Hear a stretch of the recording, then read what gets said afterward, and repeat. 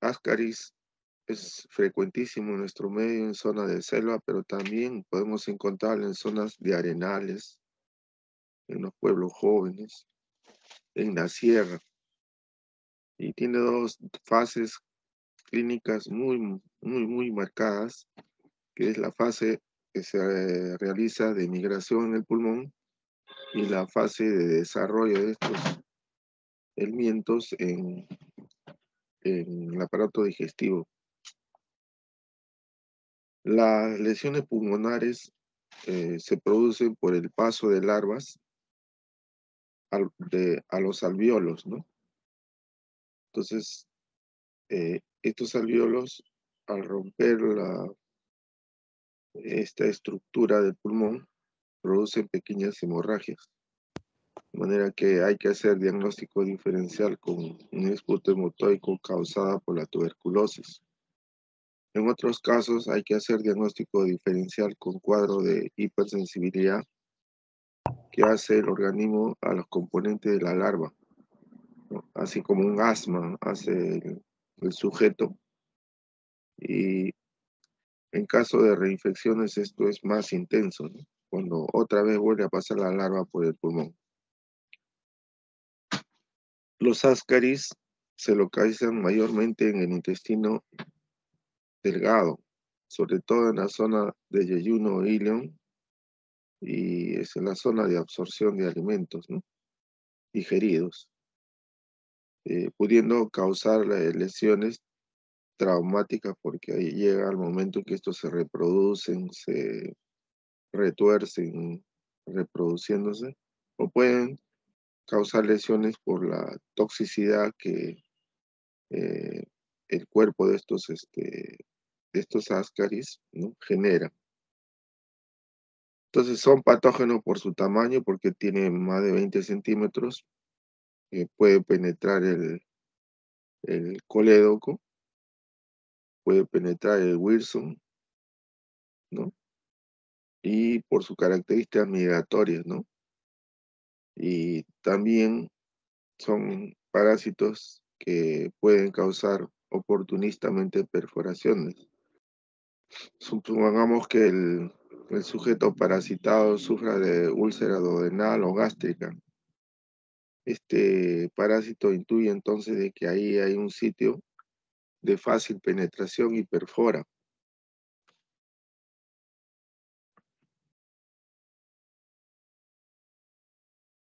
Los ascaris, como les decía, miden aproximadamente 20 centímetros, suficientes para causar colecistitis por bloqueo del canal y lo suficiente para causar en los adultos una pancreatitis por bloqueo del canal. Varios gusanos, generalmente no hay, es excepcional que haya un gusano, sobre todo en los adultos bien nutridos, en gente que vive en ciudades que tengan todos los servicios, a veces adquieren esta infestación en el trabajo, sobre todo por los docentes. Eh, Cuando se reproducen, generalmente en los pueblitos donde hay infestación de gusanos, en el momento de la reproducción hacen un ovillo y pueden obstruir parcial o totalmente el tránsito intestinal. Entonces, si se van a una hernia que puede tener un adulto en el ombligo o en la ingle, también puede causar problemas en el saco horneario. O también por su tamaño pueden penetrar el apéndice, entonces causar apendicitis en el adulto. Eh, de hecho, sea invasión a los pulmones, al corazón, al aparato genitourinario, ¿no? Sobre todo en niños. Entonces, esta competición de absorber alimentos que el niño debe nutrir, también hay competición con el parásito, ¿no? Que el parásito succiona esto y para también poder sobrevivir. Entonces el niño se desnutre y va a la anemia o va al, al problema de talla corta. La infestación de Ascaris generalmente, como les decía, suele ser asintomática. ¿Por qué? Porque en individuos bien nutridos la infestación es pobre, aunque en raras ocasiones pueden causar complicaciones graves si se trata que está infestado un sidoso, ¿no? Un alcohólico, un drogadicto, un- una persona que ha recibido quimioterapia, ¿no? Entonces, en estos casos la correlación de cantidad de parásitos es mayor porque la inmunoglobulina A intestinal no está funcionando, lo mismo que los linfocitos no están funcionando bien. La sintomatología entonces está causada por la emigración o migración de larvas o la migración por los gusanos adultos a través del tracto gastrointestinal. La fase larvaria es conocido como síndrome de Leffler, ¿no? Entonces, esto se produce en el pulmón donde la migración de las larvas causa una neumonitis con tos tipo quintosa o tos espasmódica, como asma, expectoración mucosa, por momentos se eleva la temperatura y a veces, como les decían antes, pueden causar hemoptisis por rotura de un vaso y entonces hay que hacer una placa para diferenciar si el individuo no está con un cuadro de TBC. A veces la reacción larvaria causa una reacción alérgica, sobre todo en aquellos que son atópicos, ¿no? Entonces hay edema angioneurótico, hay urticaria por sensibilización, ¿no? Esto es muy frecuente porque hay gente que viene de Puente Piedra, viene de Chillón, Vía Salvador, entonces siempre vienen quejándose de que le pica el cuerpo, le pica el cuerpo. Entonces han pasado por 10, 15 médicos y no se les ha ocurrido pedir parásitos. Entonces, al detectar el parásito, el médico trata al parásito y esta urticaria desaparece. Entonces, por alguna razón, se produce la eosinofilia, ¿no? En estos casos. En la fase adulta, o sea, en el parásito adulto cursa con dolor abdominal lógico, causa cólicos epigástricos, náuseas matutinas acompañada de secreción mucosa, a veces cuadros diarreicos si está abajo a nivel en ilio o en colon. En la infancia se produce, pues, como les decía, detención del desarrollo y desnutrición por competición del gusano con la absorción de alimentos del niño. Durante esta fase pueden aparecer, pues, ¿no? Obstrucciones intestinales, apendicitis, ictericia obstructivas, pancreatitis. Y lo que decían antes que es raro, pero existen casos que se ha visto que perforan el tubo digestivo, sobre todo si el intestino delgado o el estómago está lesionado, ¿no? Y entonces la perforación causa pues una peritonitis séptica. El diagnóstico varía según la fase del ciclo, ¿no?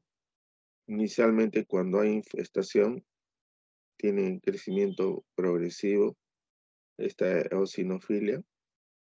Entonces, si uno encuentra en el hemograma que hay eosinófilos por encima del rango, entonces hay que pensar en que aparte de que el paciente está desencadenando una alergia, la presencia de parásitos en sus intestinos. A menudo en nuestros medios se realiza diagnóstico demostrando los huevos en las heces, en 3 tomas.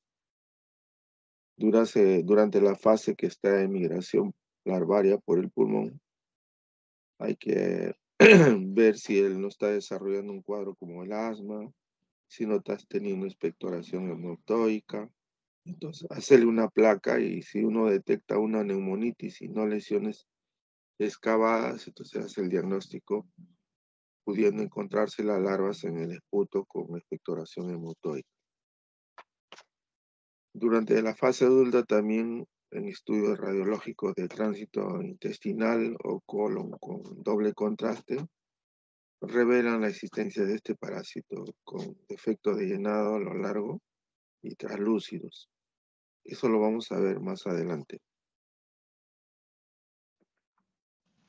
Entonces, el diagnóstico se establece por el aislamiento del gusano, que tiene el tamaño de una lombriz de tierra, pero de color medio rosado, ¿no? Esto puede salir con las deposiciones o con los vómitos, o a través también a veces el paciente lo han intervenido, le han hecho resecciones gastrointestinales, ¿no? Por ejemplo, ha sufrido una perforación de un balazo, le han hecho una sutura intestinal pero no, los cirujanos no han precavido que este señor viene pues de pueblos jóvenes, de bandas del Callao, y entonces por la sutura salen estos gusanos, ¿no?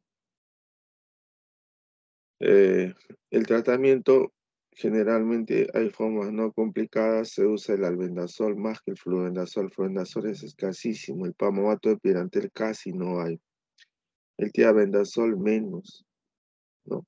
En las formas digestivas, con abscesos hepáticos, colangitis, pancreatitis, a veces se asocia a cirugía laparoscópica para reparar esta obstrucción mecánica y sacar al gusano.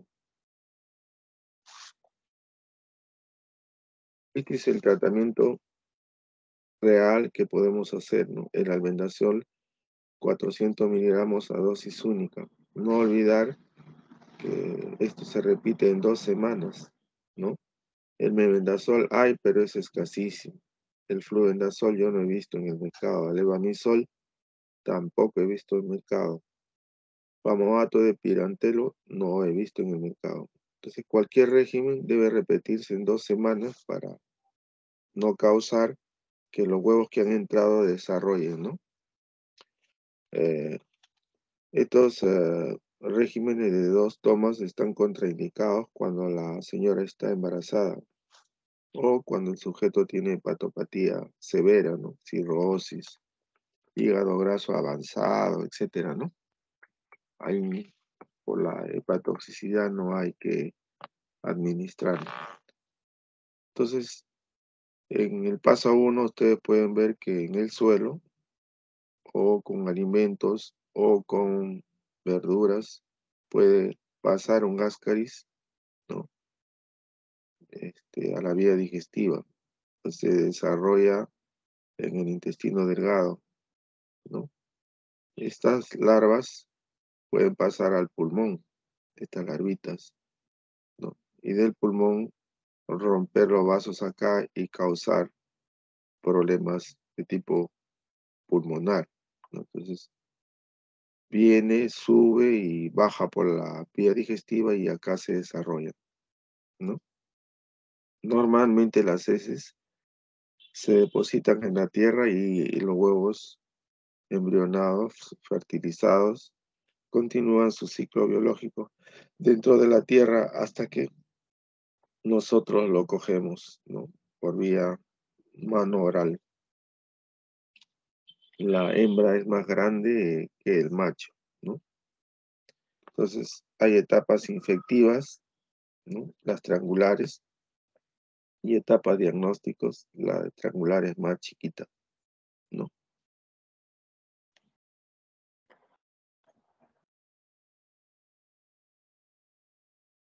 Esto es, por ejemplo, característico en adultos, ¿no? A veces un profesor viene con un cólico y vomita y sale un ascaris. Uno le hace exámenes y solamente tiene uno, pero cuando tiene más de uno, o sea, hay macho y hembra, se suelen reproducir. y entonces estos se ovían cuando se reproducen, entonces causan obstrucciones intestinales.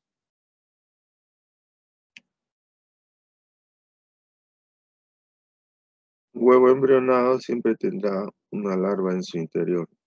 Un huevo no embrionado no habrá larva interior. Entonces se considera que este es un huevo no fértil, ¿no? En nuestro medio, en la zona de selva central, hay mucho hijo de migrantes que juegan a la intemperie y como hay mucho calor, no es extraño a un chiquito jugar, ¿no? Sin ropa.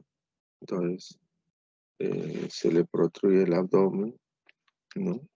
También pueden haber parásitos que pasan por la piel del, del pie, ¿no? Pero ellos generalmente se meten la mano a la boca, se puede jugar en la tierra, y en la tierra a veces hay ácaros. Ese es el problema, ¿no? Esta obstrucción por ascaris se ve pues en caso de masiva reproducción de ascaris, ¿no? Aquí tienen un niño moreno, africano, y esto que yo les contaba que sale por nariz por la boca, yo lo he visto en vivo y en directo cuando iba con mi señora madre a hacer compras a un mercado. Entonces, un chiquito estaba desesperado, tratando de explicar a la madre que algo se venía. Un chiquito peruano, raza peruana. Entonces, se le veía como, yo tendría en esa época pues 12 años, ¿no? Se le venía por la nariz y por la boca el ascaris. Entonces, estos no son cuentos, yo lo he visto. Entonces, ¿qué pasa cuando un cirujano, sobre todo no entrenado en estas cosas, sin facilidad de estudio en provincias, o podemos decir en la selva, por ejemplo, ve una obstrucción intestinal y de frente entra a operar? Después de seccionar una porción del intestino, entonces descubre que dentro hay, no es tumor, sino son agrupaciones de ascaris. Pero ya el niño, el adolescente o el adulto queda con un síndrome de intestino corto y va a tener problemas para absorber alimentos.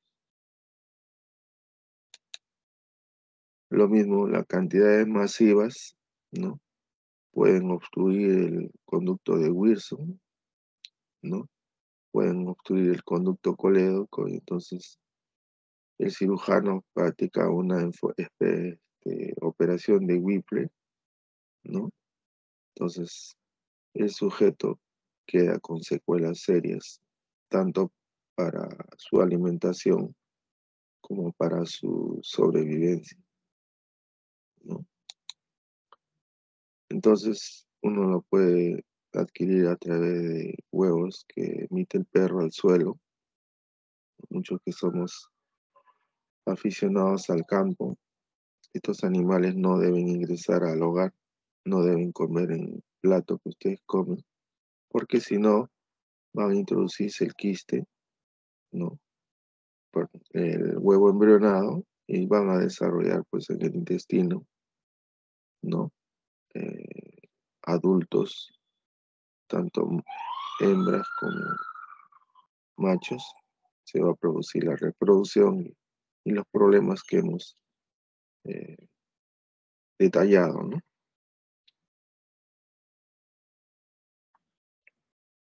Entonces, los ovíos salen, es llevado a parasitología y confirman la presencia de ascaris, ¿no?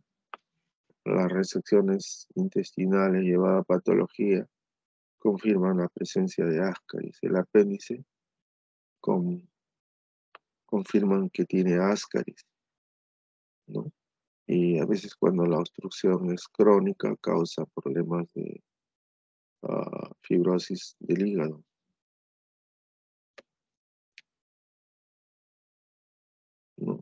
está en todo el trayecto del colédoco, el ascaris.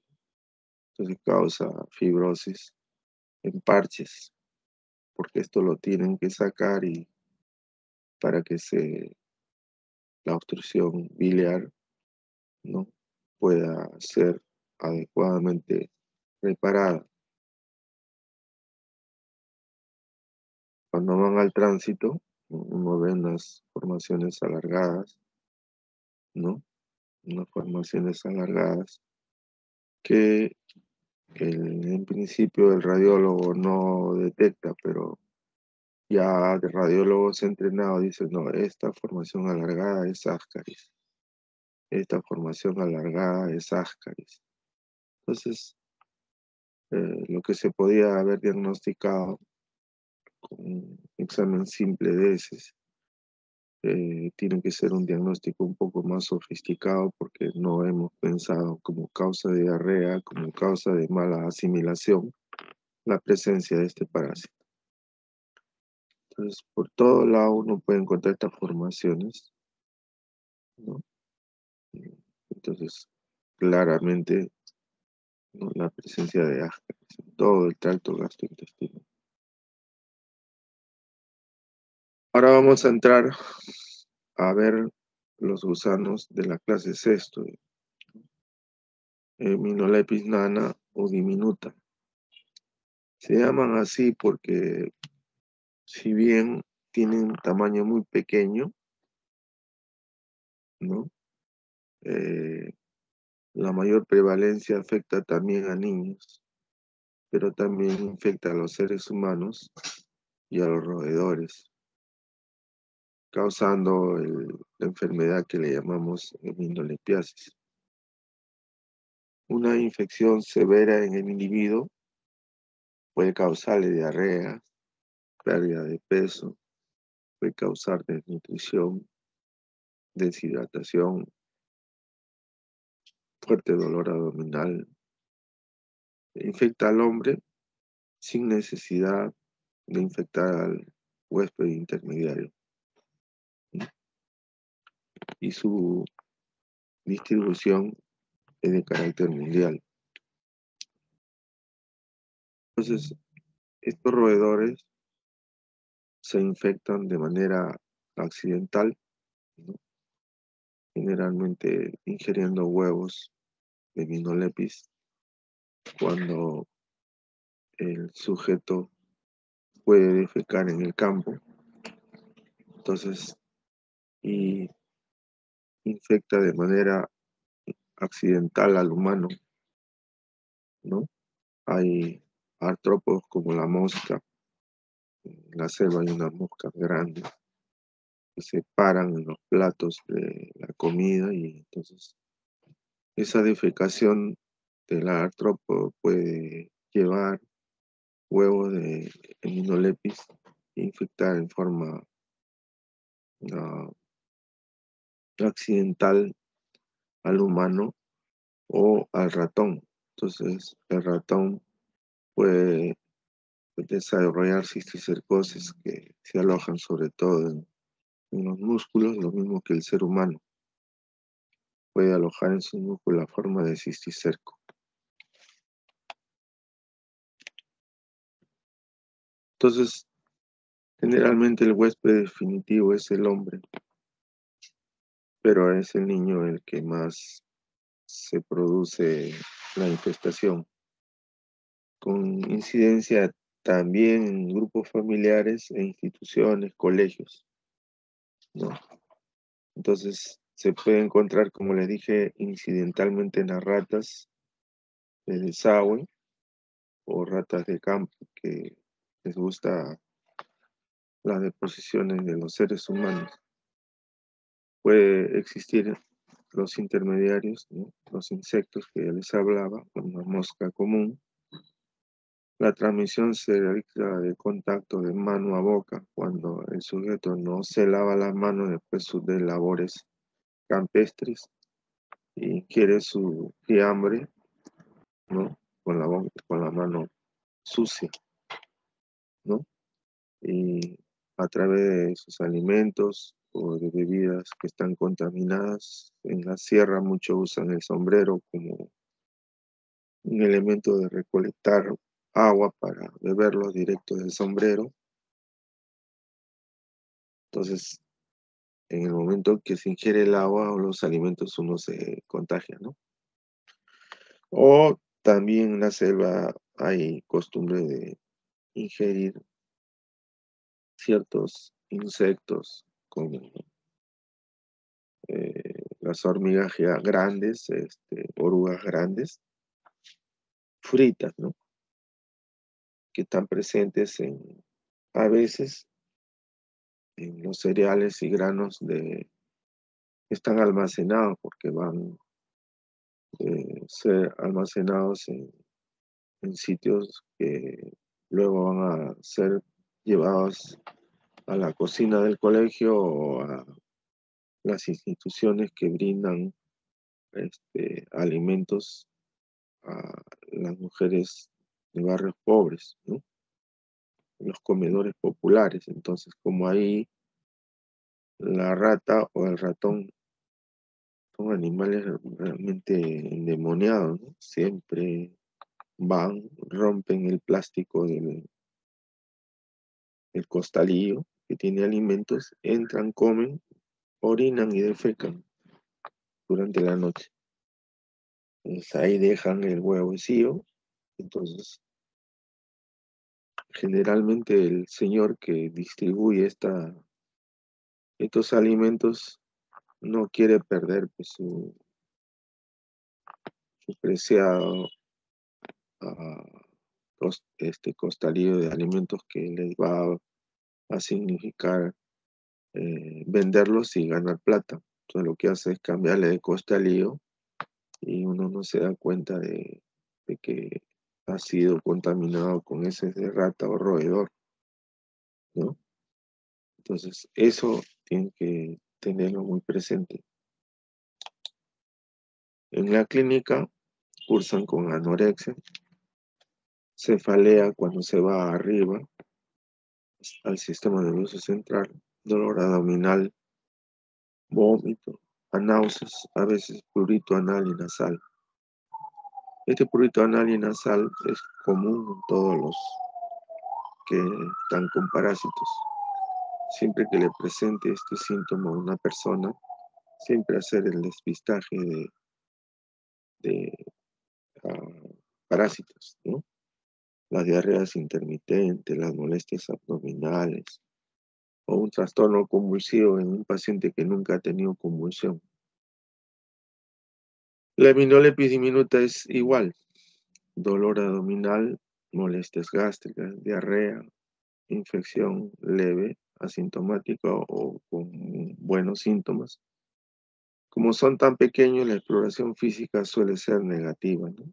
A veces consignan o dan el dato de que han perdido peso. El diagnóstico es la detección de los huevos de estos parásitos en las heces.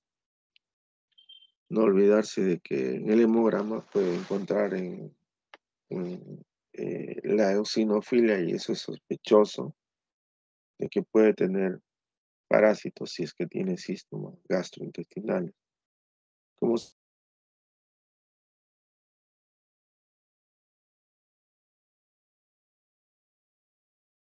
y hay un tránsito intestinal rápido, pero estos son inespecíficos.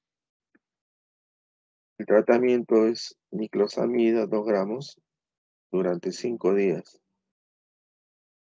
La dosis es menor por kilo de peso en los niños. La profilaxis es difícil, ¿no?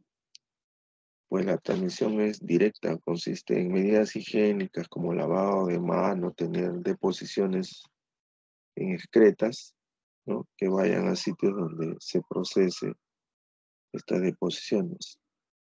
Este es el tratamiento actual, el praziquantel, 2 gramos a dosis única en los adultos, el niclaxón o nitaxón, no, sí, es el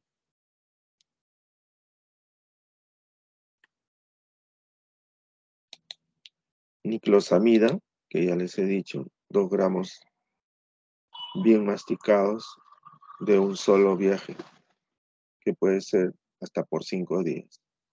Pero el praziquantel es dosis única. Eh, yo le aconsejaría que usen este praziquantel, que es conocido como Cysticid, porque un obrero de campo, un agricultor, no va a estar 5 días en un centro de salud perdiendo tiempo. Tiene que ir a ver a sus hijos, a su esposa, a sus nietos. Entonces, es preferible darle una terapia rápida y efectiva. Y por supuesto que si han encontrado esto, a veces, y no van a retornar, a veces es necesario explicarle que puede darle a sus nietos y a su esposa, a sus hijos, ¿no? Son adultos. Entonces, depende de cada persona, de cada médico, el ver el contexto de cómo se está realizando el enfoque. Entonces, acá las deposiciones, ¿no? Salen con eh, huevos embrionados, ¿no?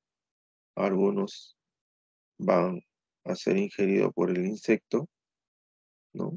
Este artrópodo a veces es comido por el hombre, frito, o a veces este huevo embrionado pasa directo al intestino, ¿no? Si pasa en forma de cisticerco, puede desarrollar una larva adulta en el intestino, ¿no? Si entra en forma de huevo, puede atravesar la circulación y alojarse en forma de cisticercosis en los músculos, ¿no? Amén de que el artrópado puede infectar a los alimentos o defecar y viene el artrópodo también, se sienta en las deposiciones de esta rata, que son grandecitas, ovaladas, y se van al plato del que va a ingerir alimentos.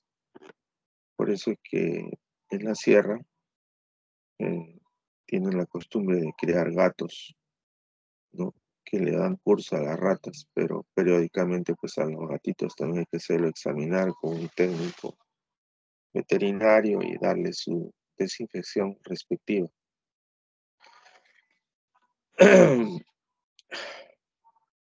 Acá tienen una foto de una Heminolepis-nana, ¿no?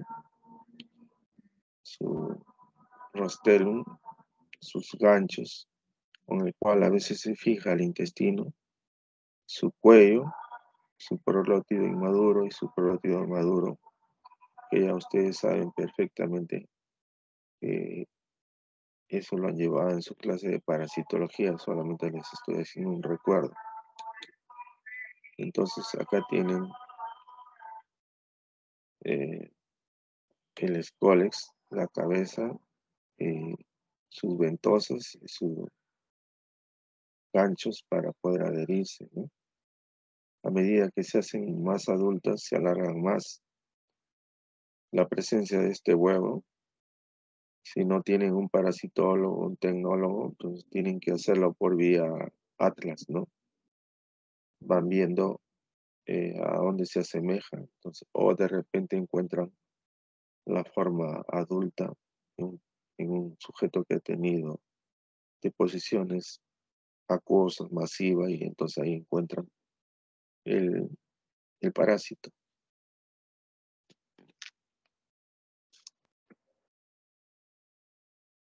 Entonces, la Heminolepis nana, si se podría diferenciar, es un poco más trompuda, ¿no?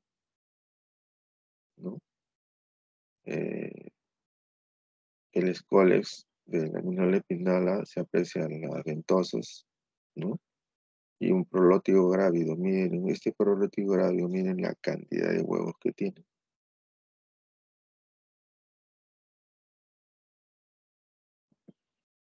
Entonces, decía que la aminolepidana es ligeramente más trompuda, su escólex, y la aminolepis diminuta es un poco más chata.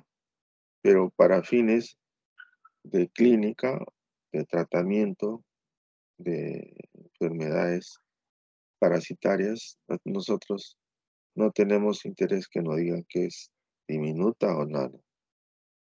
Basta que no digan presencia de esto y darle el tratamiento con el praziquantel. ¿Sí? Entonces,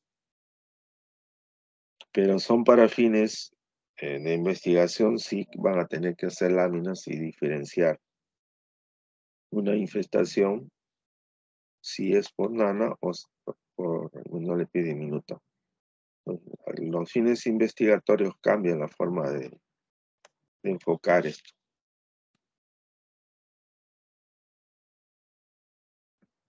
Acá tienen pues un proléptido maduro, ¿no? Está listo para que los huevos se desarrollen y infestar. Entonces aquí tienen un huevo de Minolepis nana y aquí tienen un huevo de Minolepis diminuta, ¿no? Al ojo puede uno confundirlo, pero por eso le digo, si encontramos esto en el atlas, sea nana o diminuta, dale tratamiento nomás. Si son por fines investigativos, esa es otra cosa. Ahí sí tienen que buscar un parasitólogo que los asesore y pues determinar por cuál es el motivo de infección, si es por diminuta o es por nana. Bueno, vamos a ir avanzando.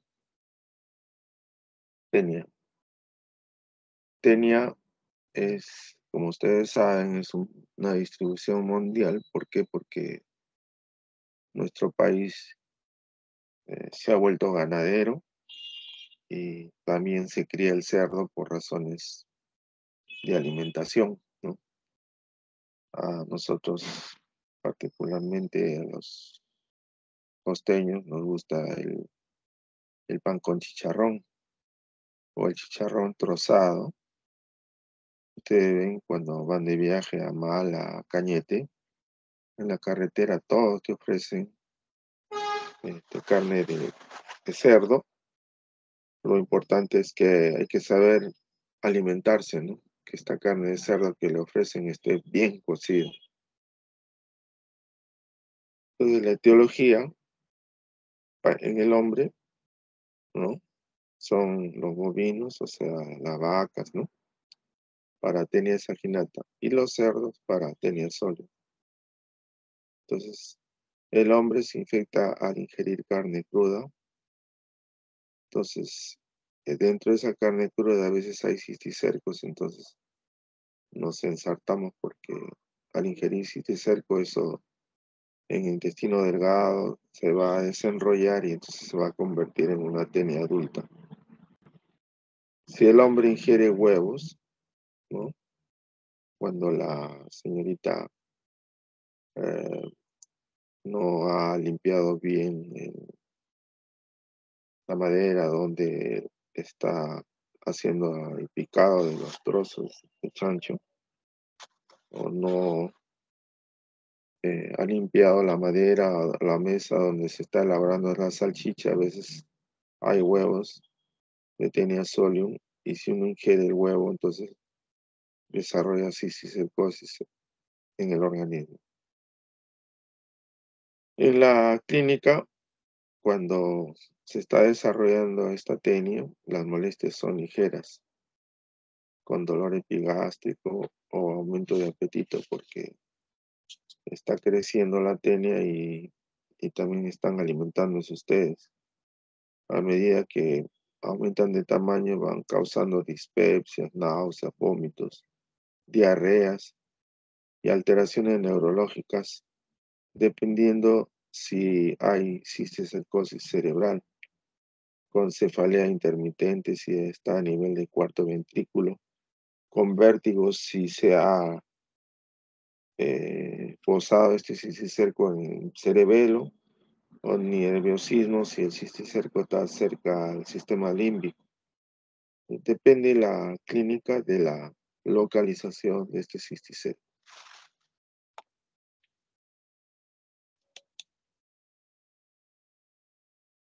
El diagnóstico se produce por la detección de los huevos en las heces, ¿no? Diferenciando a las especies por examen de prolótido. El prolótido de la Taenia solium es más ancho. El prolótido de la Taenia saginata es un poco más delgado. Entonces, en los casos de cisticercosis, tenemos que emplear técnicas de radiología, ¿no? Para ver en qué parte el cerebro se ha localizado. Puede ser tomografía cerebral o puede ser resonancia cerebral. Si el paciente tiene un nódulo, ¿no? Con técnica de ecografía o rayos X, determinan si esto es un cisticerco, entonces extirpan el nódulo y está hecho el diagnóstico, ¿no? Las pruebas serológicas también son importantes, sobre todo cuando son lesiones que se localizan en el cerebro, ¿no? Hacer el Western blot, ¿no? O un estudio de una larva extraída. Siempre los pacientes suelen presentar eosinofilia. El tratamiento es niclosamida, clorato y quinacrina, ya lo sacó el CDS o el Cisticid, ¿no? El mebendazol hay muy poco en el mercado. El tratamiento actual 2022 es la niclosamida, 2 gramos bien masticados en ayunas, ¿no? Y o el praziquantel también 2 gramos bien masticados en ayunas en una sola dosis. Este es el tratamiento actual. Acá tienen con fines didácticos ver el rostelo y los ganchos que estos parásitos presentan, tanto el rostelo como los ganchos, ¿no? Forman la cabeza o escólex de estos parásitos. Tienen el cuello y a partir de este parótido inmaduro comienzan a crecer todos los prolótidos, ¿no? De este parásito, ¿no? Que va a generar huevos, ¿no? A través de sus ovarios, testículos, sus vaginas, ¿no?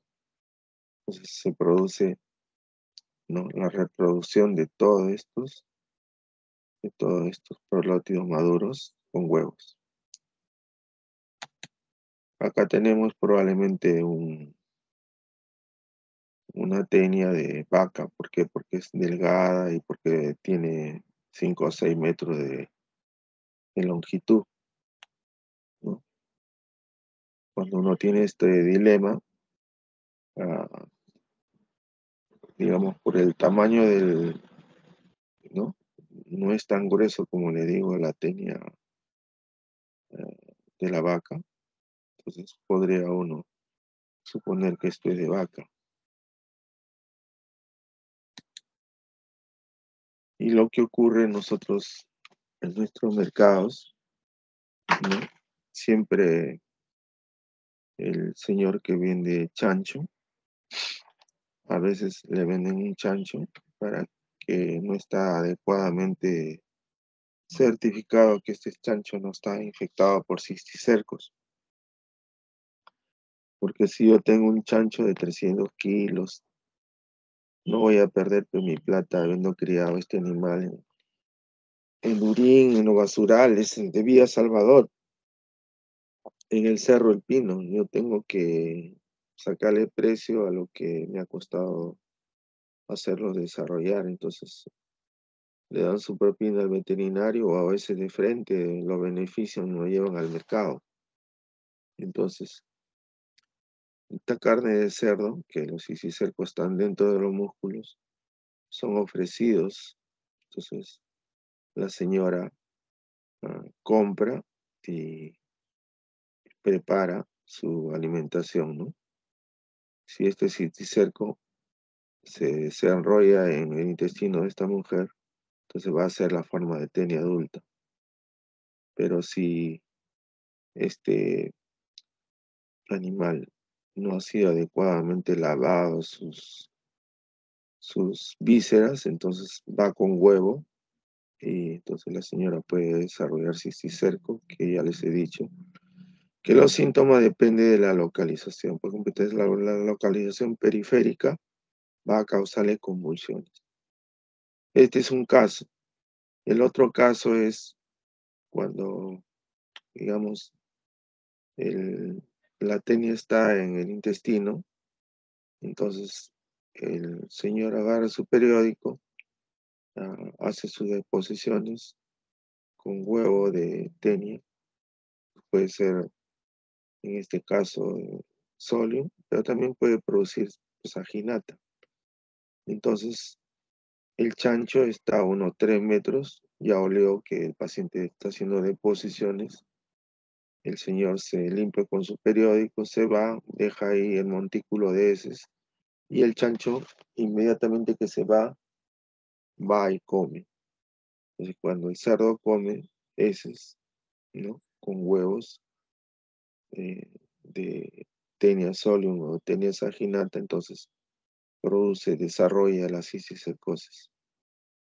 Entonces, este es el problema que tiene nuestra costa, nuestra sierra, nuestra selva, que a veces los chanchos no son adecuadamente alimentados o criados y a veces se infestan pues, de las deposiciones del ser humano que les encanta, ¿no? Acá tienen ustedes, ¿no? Lo mismo, pero traducido en otras palabras, ¿no? Un huevo embrionado pasa y desarrolla cisticercos, ¿no? Puede ser en el chancho, puede ser en el humano, ¿no? Eh, si ingresa un cisticerco con crudo, entonces desarrolla en el intestino la forma adulta, ¿no? Después de que los escuales comienzan a través del cuello a reproducir proglótidos, ¿no? Entonces, cisticercos, si uno ingiere huevos o proglótidos, perdón, cisticercos si uno ingiere huevos y eh, tenias adultas que van a desarrollar a partir de un cisticerco que se libera en el intestino. Entonces, este probablemente sea saginata y este probablemente sea del cerdo. Como les decía, el chancho tiene proglótidos maduros más anchos que el de la vaca. De la vaca, pues, se encuentra de 5 o 6 centímetros, en cambio en el chancho el parásito tiene máximo 4 metros, perdón. 6 metros en 5 metros en la saginata y 4 metros en el chancho. Tenia solium y tenia saginata. Para efectos de tratamiento, lo mismo da una que otra. Lo más importante es eh, hacer el diagnóstico de teniasis. Ahora bien, en el campo suele ocurrir lo siguiente, ¿no? Casi todos los eh, campesinos van a, digamos, a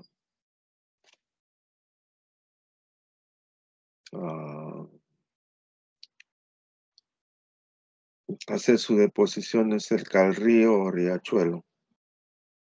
Entonces, se sientan en cuclillas y comienzan a querer defecar.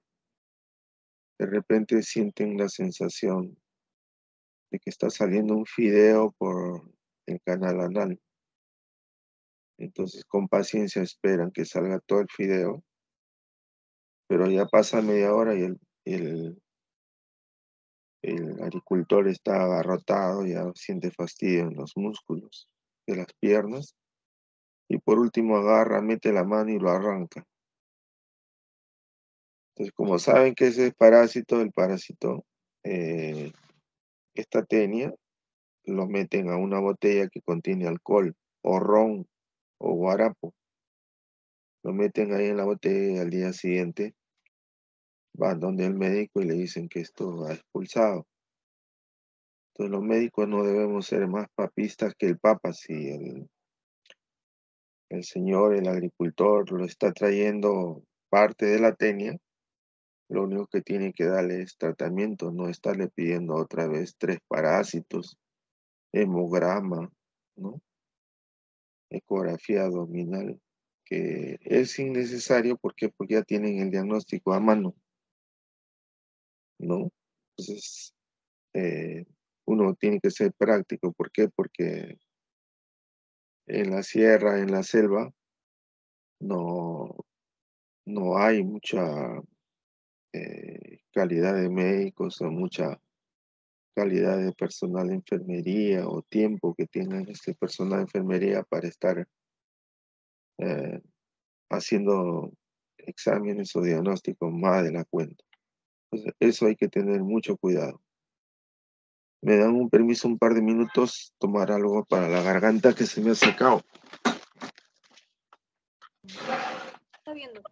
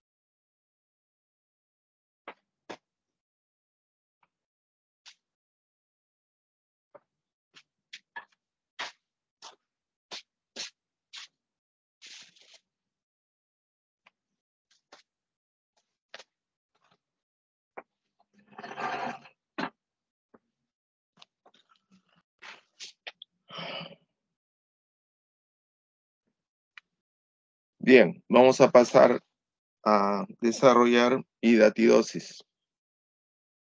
Esta enfermedad, conocida como enfermedad hidática o equinococosis, es también producida por la ingesta de quiste de Echinococcus granulosos fundamentalmente. Existiendo 3 especies de Echinococcus, el multilocularis y el Boyeri, el granulosus es el que más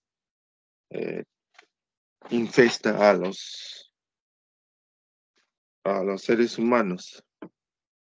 Los ciclos vitales de estas 3 formas son idénticas, pero morfológicamente los huéspedes son diferentes. Como les decía, el granulosus es la especie más frecuente que parasita al humano, con 2 cepas diferentes. Tiene una cepa doméstica, que es la que está cercano a los perros, ¿no? Y una cepa pastoril que está más cerca a los perros de campo y que se transmite a carneros porque cuando un campesino beneficia a un carnero y encuentra estos globos de carnaval, entonces se lo da para el perro que come directamente y vorazmente. Y a veces los zorros, sobre todo, eh, se llevan a los carneros y también se infectan al comer sus vísceras que tienen hidatidosis.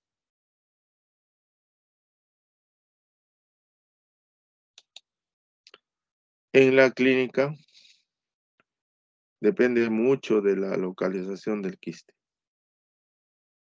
ya que ésta se produce por expansión del mismo o por la rotura del mismo. Por ejemplo, si un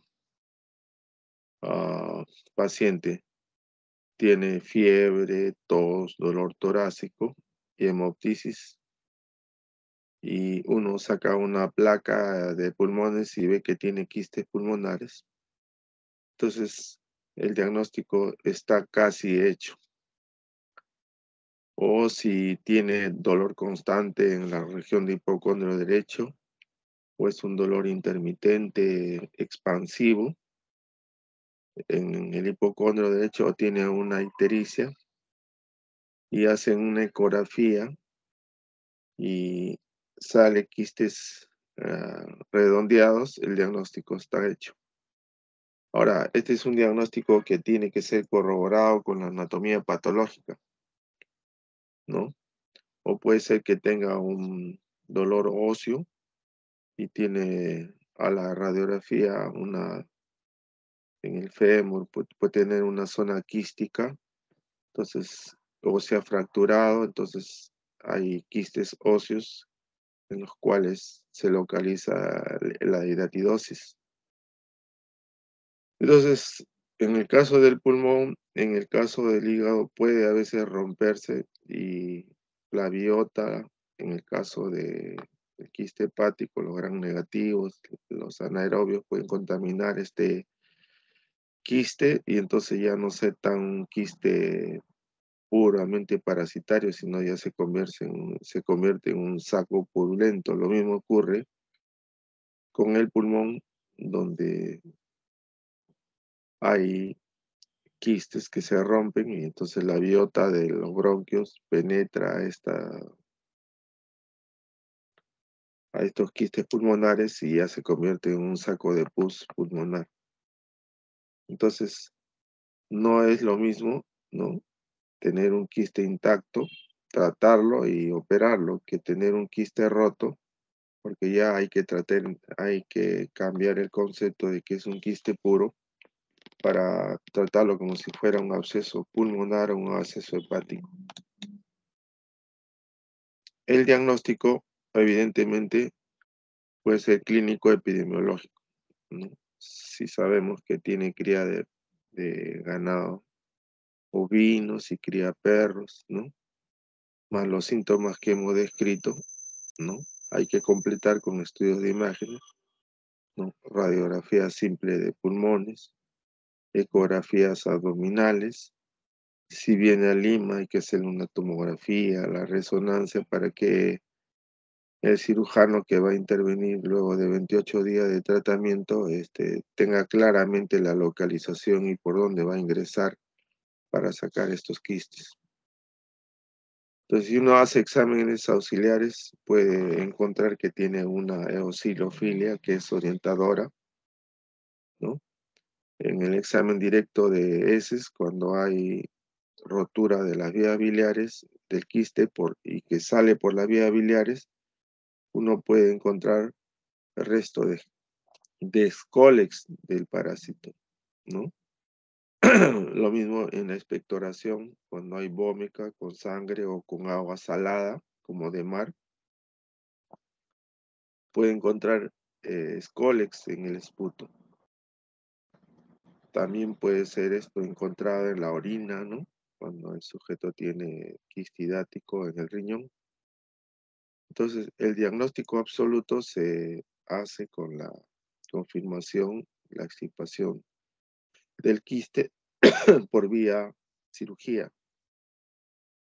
Nunca debe puncionarse un quiste cuando está intacto, porque al salir el líquido salen los Scolex y diseminan la enfermedad por toda el abdomen o pueden provocar una reacción alérgica masiva. Entonces nunca tener la tentación de punzar un quiste.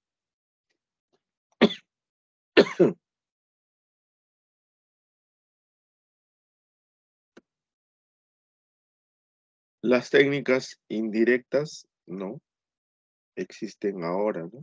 Hay reacción de Weinberg que ya está pasando prácticamente al recuerdo porque su positividad tiene un 44% y el resto no lo diagnostica. Entonces ha dado paso al estudio de inmunofluorescencia o ensayo de ELISA o Western blot. Y entonces, sobre todo el Western blot, son más certeras. Entonces, una vez que lo tiene uno, entonces pasa a hacer un tratamiento, teniendo mucho cuidado que no se produzca rotura o vaciamiento del quiste. El tratamiento médico con mebendazol no es posible en nuestro medio porque esta droga es escasa, ¿no? La profilaxis se centrará en el cuidado e higiene de los perros. Eso es muy poco probable que lo realice. Entonces, el tratamiento real es darle albendazol, ¿no? 800 miligramos día, o sea, 400 miligramos mañana y noche. Es bien tolerado por espacio de 28 a 30 días. Entonces, en este lapso ya uno puede de 28 a 30 días pasarlo al cirujano con todos los cuidados del caso para que no se rompa este quiste.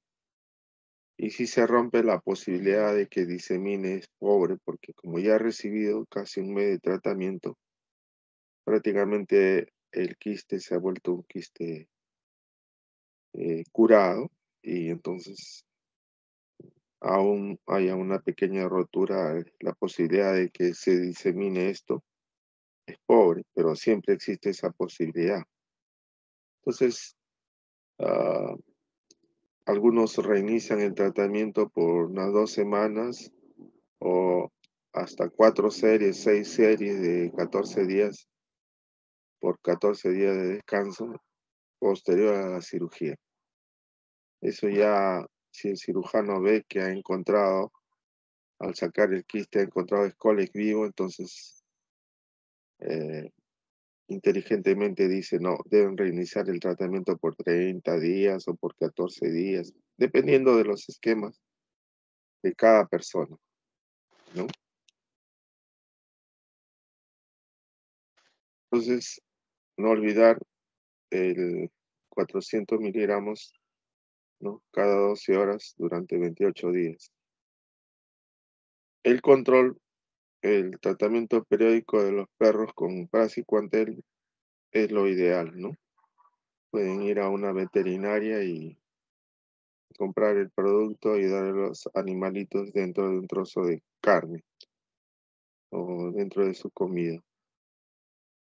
Hay que reducir en la sierra la reducción del número de perros que entran al hogar.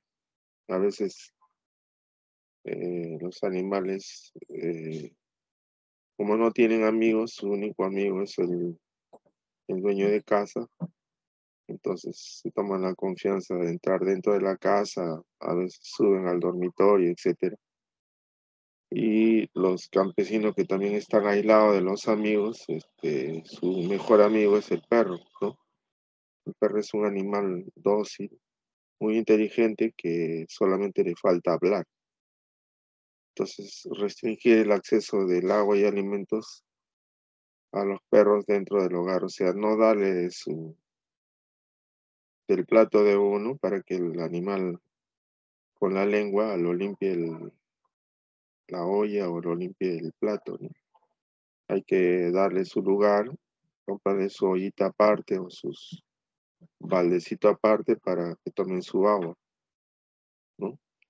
Entonces, mediante los profesores o ustedes mismos, cuando vayan a zonas rurales, impartir medidas educativas para la práctica y crianza de los carneros y la desinfección periódica del perro, y pues también ser el humano cuando encuentra algún carnero infectado, ¿no?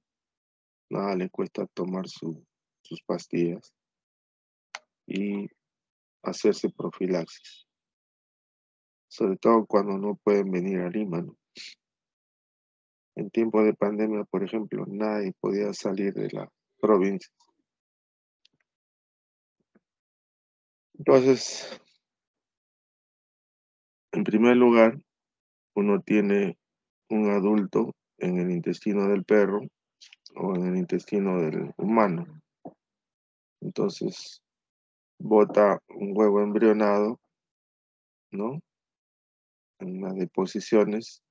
Entonces pueden pasar por la vía bucal, mano-boca, y estos se desarrollan en el intestino, ¿no? Pueden desarrollarse en la médula de los huesos, pueden desarrollarse en el vaso, en el hígado, en el corazón, en el pulmón. Entonces, tienen varias vías donde desarrollarse, ¿no? Entonces, o el huevo es comido junto por el pasto, ¿no? Como por la oveja, y entonces, una vez que comen el huevo embrionado, ¿no? Se van desarrollando dentro del animal que ha ingerido, ¿no? El quiste hidático, ¿no?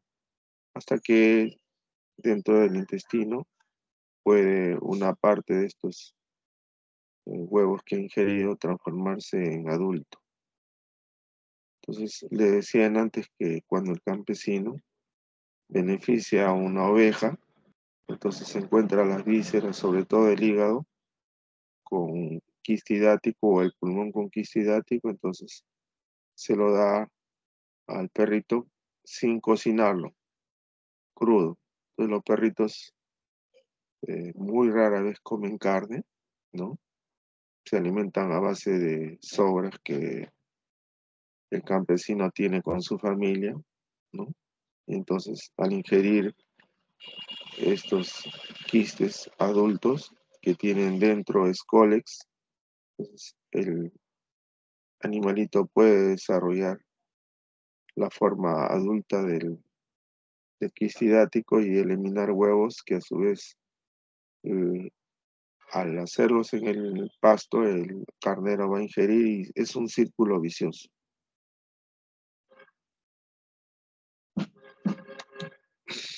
Entonces, el círculo vicioso, hospedador final, perros y otros carnívoros, y el hospedador intermedio, la oveja, la cabra, el cerdo, porque ingieren comida, ¿no? Con las deposiciones que el perro, ¿no? Defeca y contamina los pastos, los pastizales que el carnero va a ingerir, ¿no? Entonces, estos son los scolex de Echinococcus granulosos. O sea, puede haber un quiste y dentro de haber escólex. Entonces, por eso es tener cuidado con la rotura, ¿no?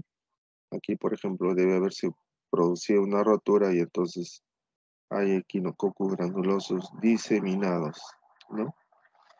Diseminados, se diseminan en todo el abdomen y el abdomen se pone tenso como si estuviera gestando y cuando uno hace la palpación encuentra que hay bolas, bolas, bolas dentro del abdomen. Atención. Aquí tienen un adulto de equinococcus granulosos que vive en el intestino delgado del perro y otros carnívoros, entonces que pasean sus huevos y salen por las deposiciones del perro, del zorro, entonces van a infestar, ¿no?, al ser humano y hacen quistes hidáticos, que esto van desarrollando 1 centímetro por año, más o menos así han calculado. Pues otra costumbre, ¿no? Esta es una lámina australiana para hacer la diferencia entre las costumbres que tiene un pueblo educado versus un pueblo no educado. Entonces, generalmente la carne que se ofrece al animal, ¿no?, nunca debe darse crudo, siempre darle cocinado, porque si no desarrolla el parásito adulto y emite los huevos. Entonces, si uno tiene un hijito o tiene un corral, estos huevos fácilmente pueden pasar al bebé a través de lameduras o compartiendo con ellos, ¿no? En el campo es muy bonito acampar, pero tenerlo al perro un poco lejito. Pero el perro, por tener mucho afecto con su amo, siempre se pega a descansar cerca a él, ¿no? Entonces puede ser que el carnero ingiera, ¿no?, el pasto con huevos contaminados, etcétera, y desarrolla el quiste hidático, ¿no? También allá tienen costumbre de que apenas defeca un perro, el dueño colecciona las heces y lo deposita en lugares adecuados, ¿no? Y nunca olvidarse de que el perro siempre tiene hambre y si uno va a descuidarse del plato con su trozo de presa, entonces el animal por instinto puede gorrearle un poco la comida y con la lengua pasarle un poco de parásito, porque el perro tiene costumbre de asearse el pene y el ano con la medura. Se lamen el pene y se lamen el ano y se limpian ellos así.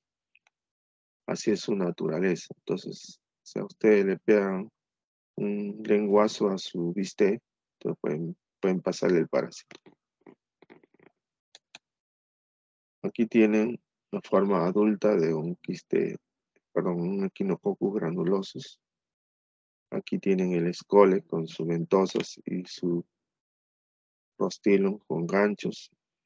Y aquí tienen un quiste hidático adulto con protoescolex que van a ser quistes hidáticos adultos también. Si se rompiera esta membrana, igualito van a ir a localizarse a otros sitios de la economía y desarrollar. Bien, entonces con esto he querido desarrollar la parte que me compete a parásitos. En la parte próxima haré desarrollaré los otros temas pendientes y más bien eh, dentro de algunos momentos voy a tener una conversación con la delegada para finiquitar los aspectos del seminario, investigación. No olviden del tema que les doy, eh, entrar con Sotero y conseguir fácilmente 10, 12, lo que ustedes quieran y preparar su exposición, ¿no? Es quien tiene Zotero en su computadora lo hace casi instantáneamente. Y para los que no saben usar esa herramienta tecnológica, hay tutoriales para encontrar fácilmente la forma, o en todo caso, en la universidad deben haber chicos o profesores que dominan esta herramienta porque ya pues en una universidad que no les han enseñado informática, entonces no es universidad. Por ejemplo, yo por haber pertenecido a otra generación, yo no he tenido esa ventaja. Pero sin embargo, a través de los tutoriales puedo capacitarme y puedo encontrar este, el camino de desarrollar estas cosas. Muy bien, que tengan una buena mañana y tengo que